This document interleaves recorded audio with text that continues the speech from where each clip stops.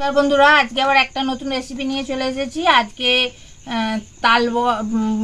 তাল বড়া করে দেখাবো।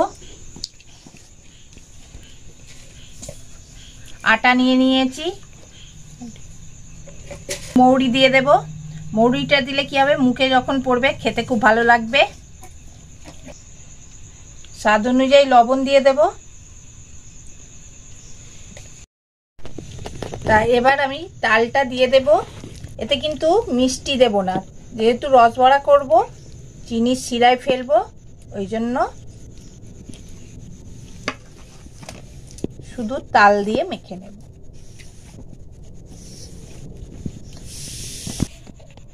এবার এইটা একটু জল দিয়ে পাতলা করে নেব।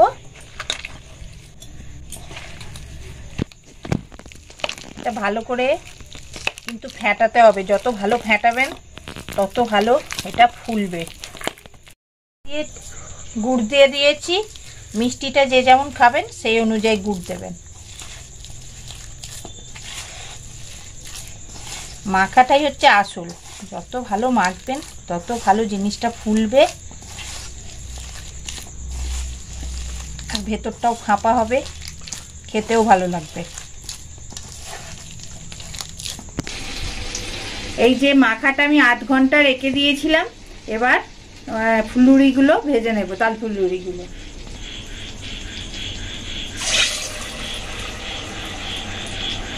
আমি সাদা তেলে করছি, আপনারা চাইলে সর্ষের তেলেও করতে পারেন।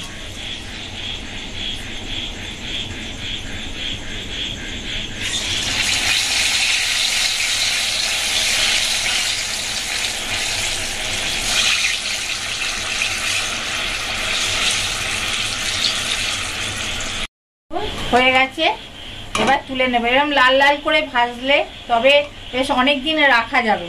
একটু সাদা সাদা ভাজলে কি হবে, তাড়াতাড়ি খারাপ হয়ে যায়, তালের জিনিস তো। একটু লাল লাল করে ভাজবেন, অনেক দিন ধরে খেতে পারবেন, তবু তিন চারটে খাওয়াই যায়। বাদ বাকিগুলো এরকমভাবেই আমি ভেজে নেব। সাইজটা আপনাদের ইচ্ছে মতন করবেন, ছোট ছোট যদি করতে চান ছোট ছোট করবেন, এর থেকে যদি একটু বড় বড় করতে চান বড় বড় করবেন, তাই ছোট ছোট করলেই ভালো হবে।